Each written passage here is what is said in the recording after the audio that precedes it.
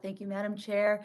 Mr. Calamari, I represent a diverse district, which is home to one of the most underserved cities across the entire state of Massachusetts.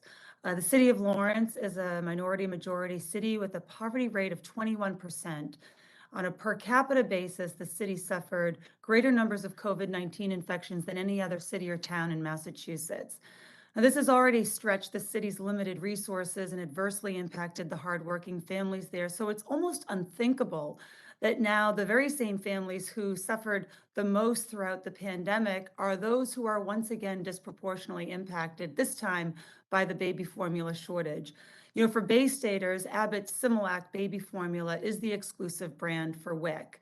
Although Abbott's recall has impacted states across the country, it has fallen hardest on states like Massachusetts that have contracted with Abbott.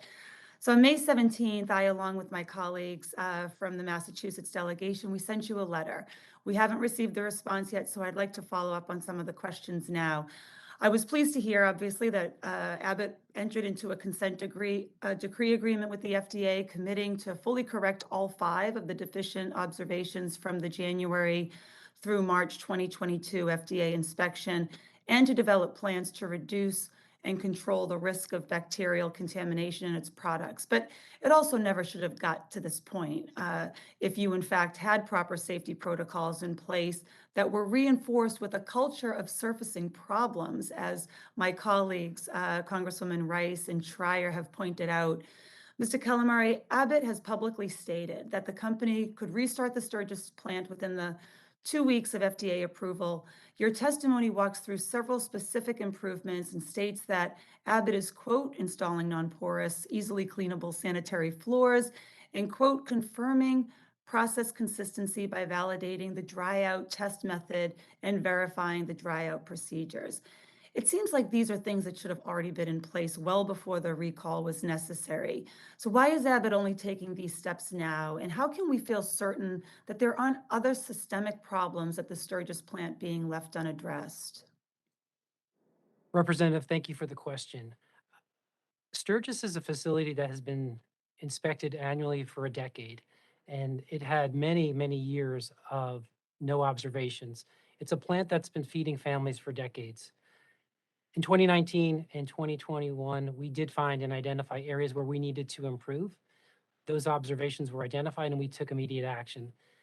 Specific to 2022, we are prepared and we are working around the clock, all hands on deck to address the issues raised so we can get the facility up the first week of June is our goal, and that's what everyone's working towards. So some prior observations from FDA at your Sturgis facility reflect a potentially lax culture when it comes to maintaining a sanitary product environment.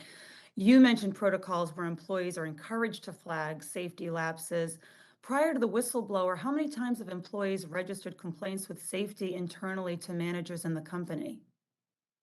Representative, I appreciate the question. I'm going to have to get back to you with the specific numbers. How about additional training or controls? What are you putting in place to ensure that this is not an issue when you reopen the Sturgis plant and, according to your testimony, quote, more than double your production?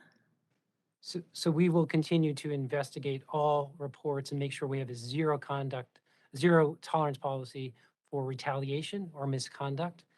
We have our ethics and compliance office and our hotlines there as additional resources to make sure employees are heard and that there's an avenue to speak up and hear your voice and have your voice raised if you see something.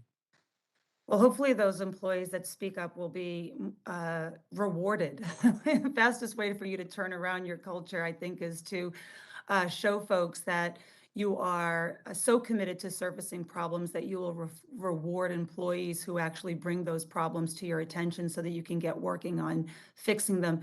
Finally, Mr. Calamari, what is Abbott planning to do with the infant formula held but not recalled at the Sturgis plant since February 17th? Are you planning to release any of these products? And if so, how is the company ensuring the safety and quality of these products? So Representative, I think you're referring to the product that's on hold. That product will remain on hold consistent with the consent decree. We have made an amendment to the consent decree to release EleCare product in alignment with FDA. Okay, thank you. Madam Chair, I yield back.